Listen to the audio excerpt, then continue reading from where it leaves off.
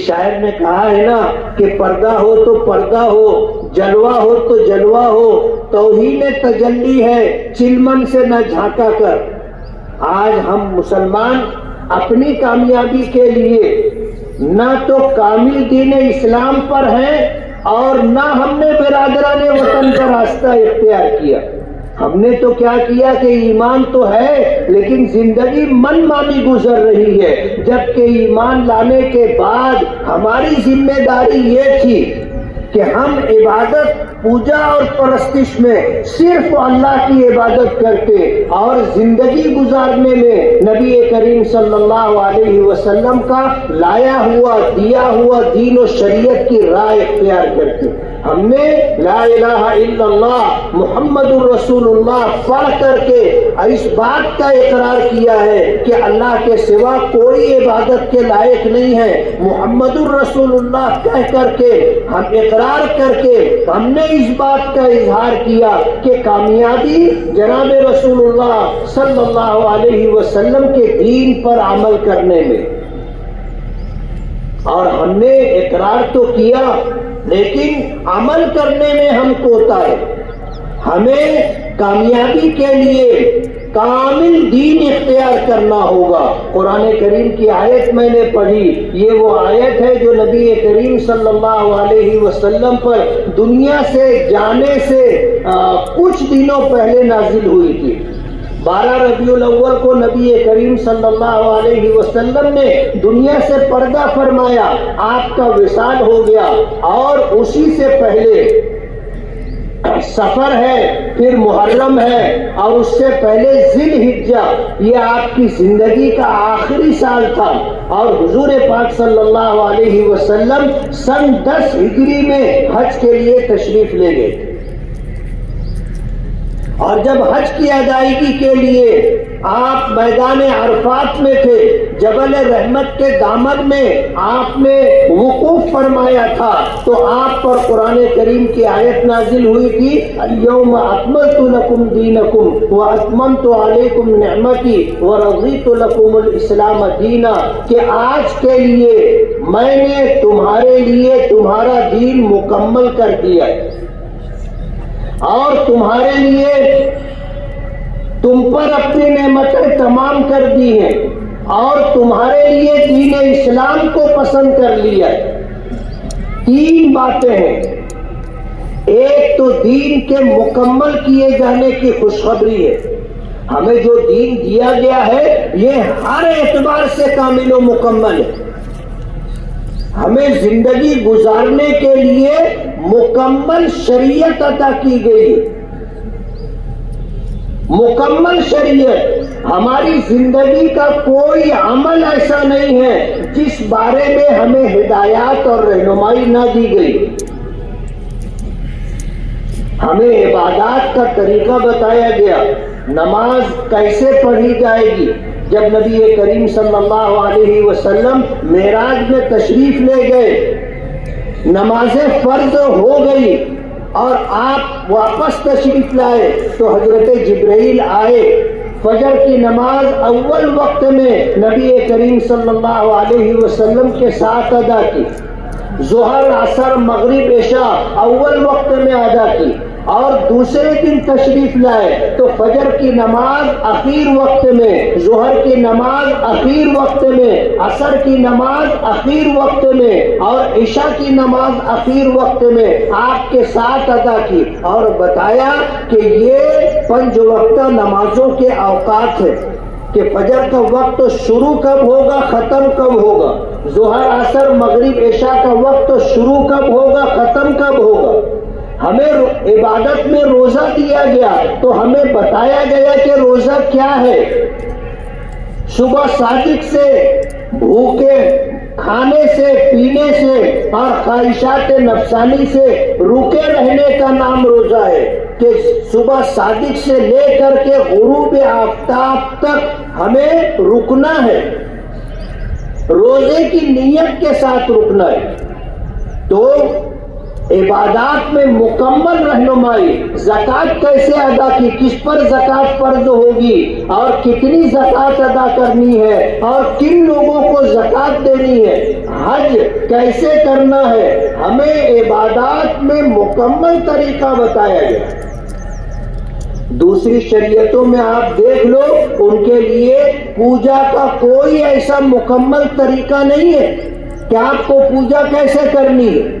ہماری شریعت نے ہمیں عبادت کا مکمل طریقہ بتایا، اور اس کے بعد جب ہماری زندگی گزر رہی ہے تو عبادات سے ہٹ کر کے معاملات ہمیں بتائے، خرید و فروخت کیسے ہوگی، ہمیں معیشت بتائی گئی کہ کمانا کیسے ہوگا، خرچ کیسے کرنا ہوگا، ہمیں سماجی طور پر زندگی گزارنے کے لیے معاشرت کے احکامات دیے گئے، ہمیں بتایا گیا کہ تمہیں گھر میں کیسے رہنا ہے، باہر کیسے رہنا ہے، بڑوں کے ساتھ کیا سلوک کرنا ہے، اپنے چھوٹوں کے ساتھ کیا سلوک کرنا ہے، کھانے کا طریقہ ہمیں بتایا گیا، پینے کا طریقہ ہمیں بتایا گیا، چلنے کا طریقہ ہمیں بتایا گیا، اور سونے کا طریقہ ہمیں بتایا گیا، حتیٰ کہ پیشاب پخانہ کرنے تک کا طریقہ بتایا گیا۔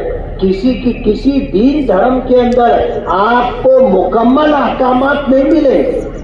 ہمیں یہاں تک بتایا گیا کہ تمہیں اگر تھوکنا ہے تو کیسے تھوکنا ہے، منع کیا گیا، قبلہ رخ ہو کر کے تھوکنا منع ہے۔ نبی کریم صلی اللہ علیہ وسلم نے فرمایا، من تفل تجاہ القبلہ جاء یوم القیامہ وتفلہ بین عینیہ، کہ آدمی اگر قبلہ رخ تھوکتا ہے، کعبے کی طرف منہ کر کے تھوکتا ہے، تو کل قیامت کے دن جب میدان محشر میں اللہ کی بارگاہ میں آئے گا تو وہ تھوک اس کی پیشانی پر ہوگا۔ ہمیں بتایا گیا کہ کعبے کی طرف منہ کر کے، کعبے کی طرف پیٹ کر کے پیشاب پخانہ نہیں کیا جائے گا۔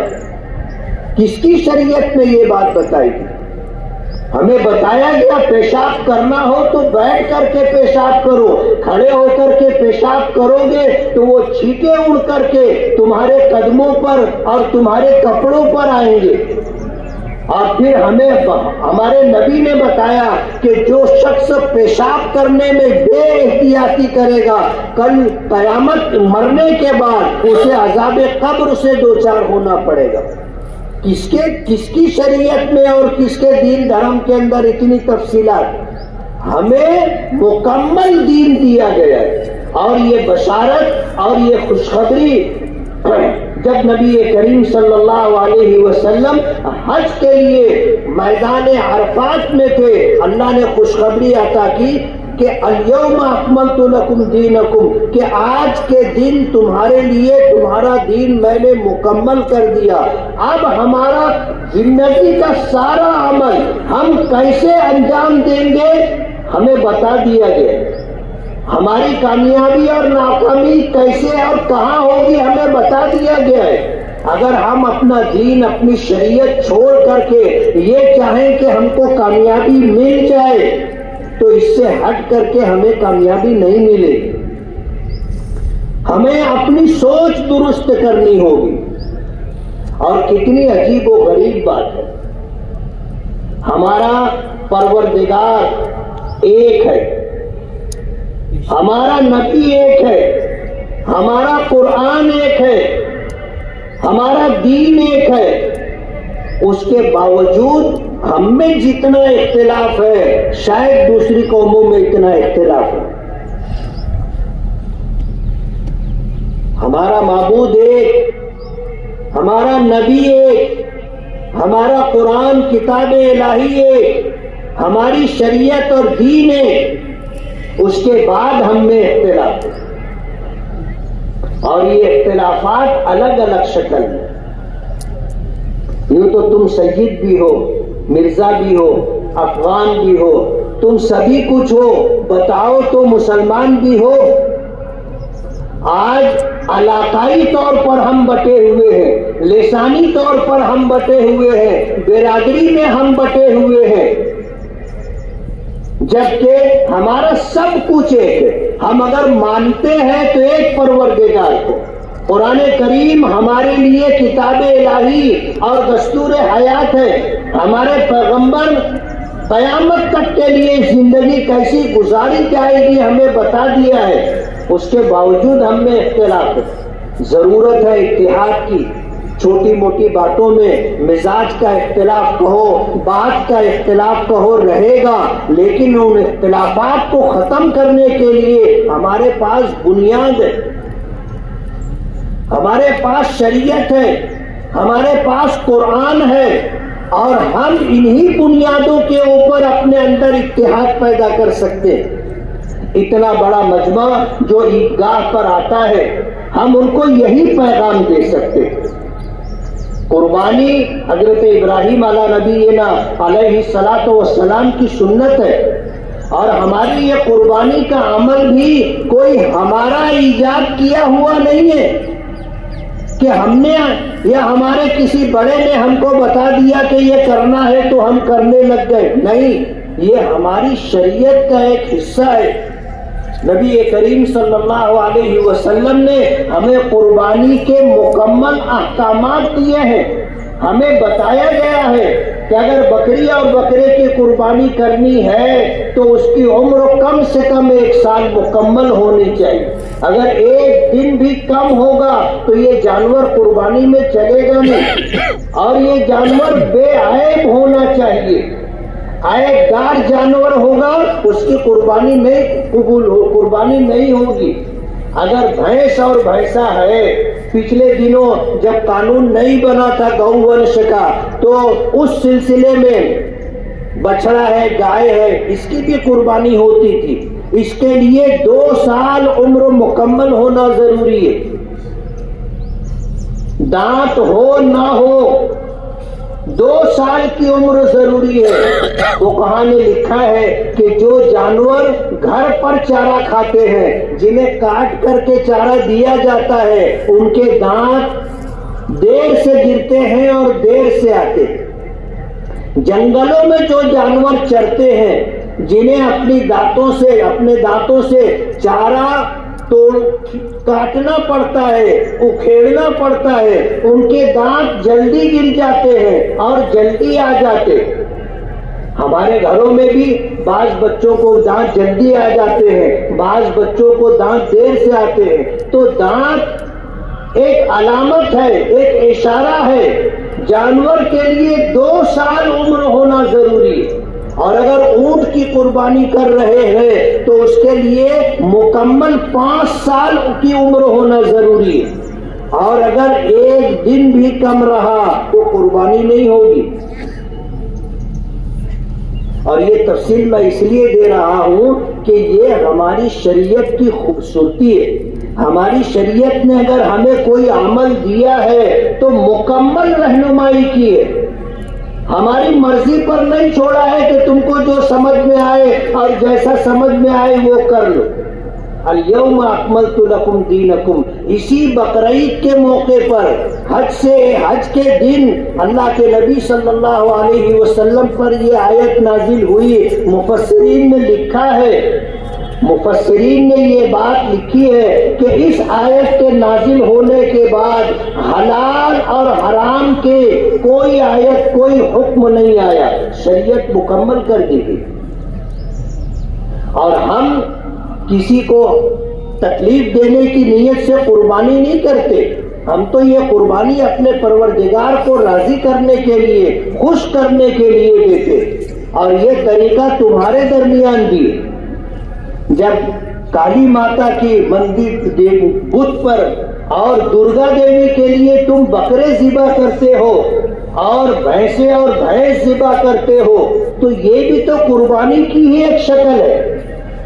آج نشانہ صرف مسلمانوں کو بنایا جا رہا ہے، اور ہمارا مالیگاؤں تو کچھ انوکھا ہے۔ آج اسے ٹارگٹ کر لیا گیا ہے۔ جنم داخلے کے نام سے پورے مہاراشٹر میں کہیں ایس آئی ٹی نہیں بنی، مالیگاؤں کے لیے ایس آئی ٹی بنائی گئی، جنم داخلے کے لیے نہیں بنائی گئی تھی، بنائی گئی تھی۔ الزام تھا کہ یہاں پر 4000 بنگلہ دیشی اور روہنگیائی، ان کو ڈھونڈنے کے لیے ایس آئی ٹی بنی، اور 6 مہینے کا ان کو ٹائم دیا گیا، اور یہ تحقیق مسلسل جاری ہے، ایک بھی بنگلہ دیشی اور روہنگیائی نہیں ملا۔ وہ کہتے ہیں نا کھسیانی بلی کھمبا نوچے، جب ان کو کوئی بنگلہ دیشی اور روہنگیائی نہیں ملا تب تان یہاں پر ٹوٹی کہ تم نے جنم داخلہ لیا، بنوایا، پیپر بتاؤ۔ کچھ تھوڑا بہت 19-20 مل گیا، اسی پر کیس بنا دیا گیا۔ آج کتنے لوگ جو ہیں FIR میں گنہگار بنا دیے گئے اور جیلوں کی سلاخوں کے پیچھے ہیں۔ اور حیرت کی بات یہ کہ جو جنم داخلہ اور جو لیٹر تحصیلدار آفس سے دیا گیا، آج کے تحصیلدار انکار کر رہے ہیں کہ یہ ہمارے ہاں سے نہیں گیا، جبکہ اس کے اوپر آؤٹ اور ان سب نمبر دیا گیا ہے۔ جب کوئی پیپر کم نہیں ملا تو تحصیلدار نے ہاتھ اٹھا دیا کہ یہ جو لیٹر ان کے پاس ہے وہ ہماری آفس سے نہیں دیا گیا۔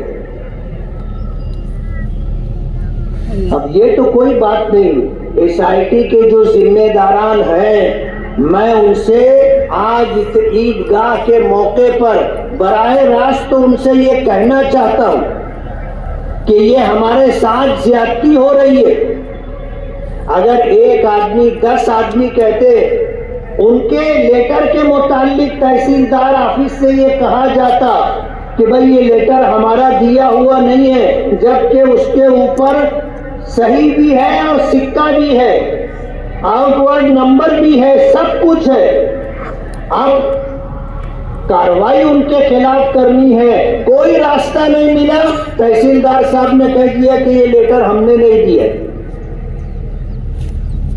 ہزاروں لوگ تو ایسے بوگس پیپر نہیں بنا سکتے نا، بوگس کام کرنے والے 2 4 10 20 ہو سکتے ہیں، آپ ہزاروں لوگوں کو یہ کہو گے کہ ان کے پاس جو لیٹر ہے وہ ہماری آفس سے ایشو نہیں ہوا ہے، تو SIT کی ذمہ داری ہے کہ پھر وہ ڈھونڈے کہ یہ لیٹر آیا کہاں سے۔ صرف یہ سوال یہ ہے کہ مالیگاؤں میں لاکھوں لوگ بستے ہیں، کریٹ سومیا صاحب مالیگاؤں آتے ہیں تو صرف آپ ہی وہ کیوں فون کرتے؟ یہ لاکھوں لوگ ہیں، ان میں سے کسی کو فون آیا ان کا؟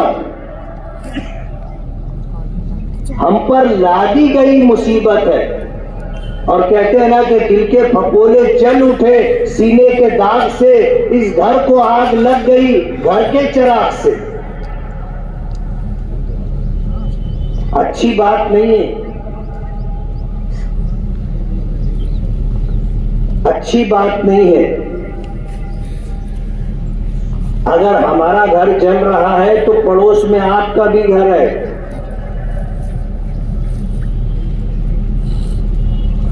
پڑوس میں آپ کا بھی گھر ہے، یہ آگ آپ کے گھر تک بھی جائے گی۔ دشمنی میں آدمی کو اندھا نہیں ہونا چاہیے، اور جھگڑا جہاں تک ہو وہیں تک رکھنا چاہیے۔ سیاسی اختلاف ہے، سیاست تک رکھیے نا۔ آج آپ نے جو کچھ کیا اور کروایا، پورا شہر آج مصیبت میں ہے۔ ہماری مائیں اور بہنیں جب ان کو نوٹس آتی ہے جنم داخلے کے تعلق سے، ان کی حالت آپ دیکھو گے تو آپ کو ترس آئے گا۔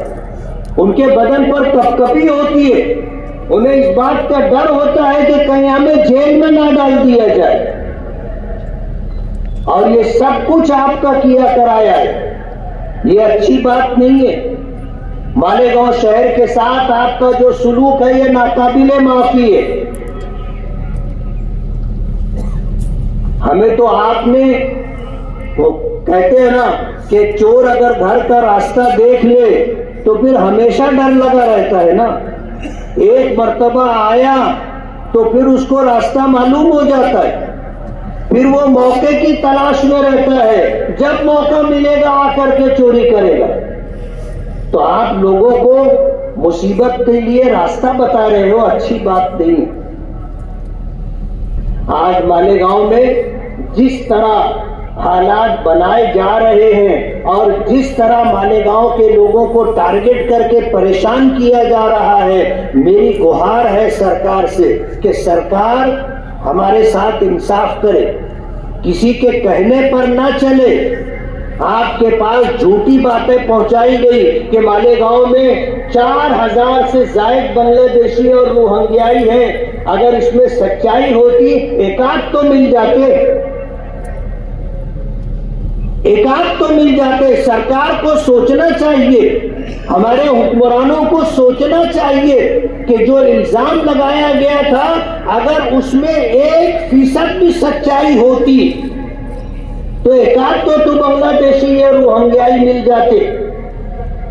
جب کچھ نہیں ملا تو الگ الگ راستوں سے آج مالیگاؤں کے لوگوں کو پریشان کیا جا رہا ہے، اچھی بات نہیں۔ اللہ کا بہت بڑا احسان ہے، ہمارا شہر مسجدوں کا، مدرسوں کا اور الحمدللہ صاحب نسبت خانقاہوں کا اور مسلمانوں کی بڑی آبادی ہونے کے ساتھ ایک دینی اور مذہبی شناخت رکھنے والا شہر۔ ہمارے یہاں لڑکیوں کی جہاں عصری تعلیم گاہیں ہیں، یہاں مالیگاؤں میں ان کے لیے اعلیٰ دینی تعلیم کا انتظام کیا گیا۔ ایک وقت تھا مدرسہ جامعۃ الصالحات میں 40 سے زائد ملکوں کی لڑکیاں پڑھنے کے لیے آتی تھی، اور یہاں سے پڑھ کے جا کر کے انہوں نے اپنے علاقوں میں لڑکیوں کی دینی تعلیم کا ادارہ قائم کیا۔ کہتے ہیں نا کہ ماں اگر پڑھی لکھی ہو تو بچوں کے لیے تعلیم آسان ہو جاتی ہے، ماں اگر دیندار ہو تو ان کی گود میں پرورش پانے والے بچے سچے پکے مسلمان بنتے۔ دنیا کی تاریخ اٹھا کر کے آپ دیکھ لو، خواجہ معین الدین چشتی اجمیری رحمت اللہ علیہ ہوں، شیخ عبد القادر جیلانی رحمت اللہ علیہ ہوں، خواجہ نظام الدین اولیاء ہوں، قطب الدین بختیار کاکی ہوں، ملک بھر میں جو مسلمانوں کے بڑے بڑے بزرگ اور اولیاء کرام گزرے ہیں، ان کے اس مقام تک پہنچنے کے لیے سب سے بڑی مددگار ان کی ماں تھی۔ ماں اگر دیندار ہے تو ان کی گود میں پرورش پانے والے بچے دیندار ہوتے،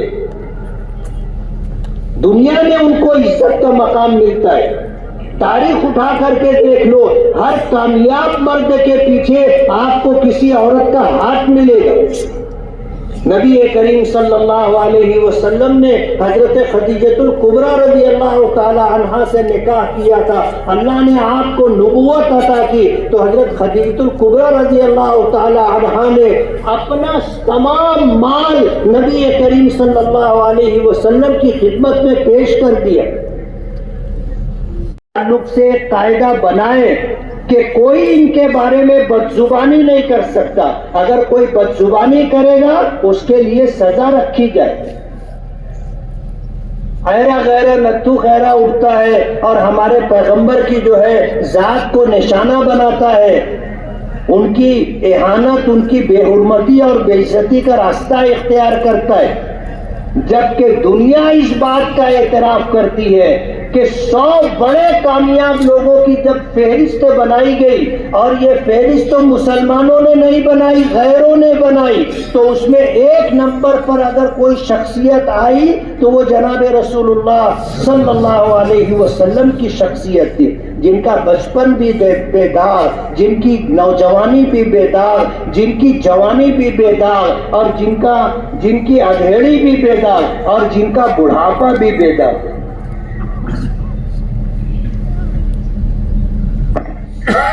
اس لیے ہم میں اتفاق ہونا ضروری ہے۔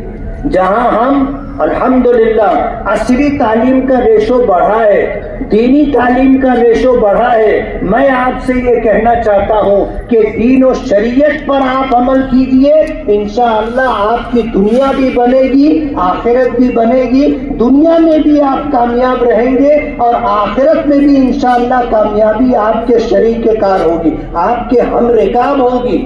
اور اس دنیا میں ہم آئے ہیں اس لیے تاکہ ہم اپنی آخرت بنا کر کے جائیں، اور آخرت بنے گی دین پر عمل کرنے سے، ایمان لا کر اس کے بعد اللہ اس کے رسول کے احکامات پر عمل کر کے جب ہم اس دنیا سے جائیں گے تو انشاءاللہ ہماری آخرت کامیاب و کامران ہوگی۔ اللہ تعالی ہمیں عمل کرنے کی توفیق عطا فرمائے۔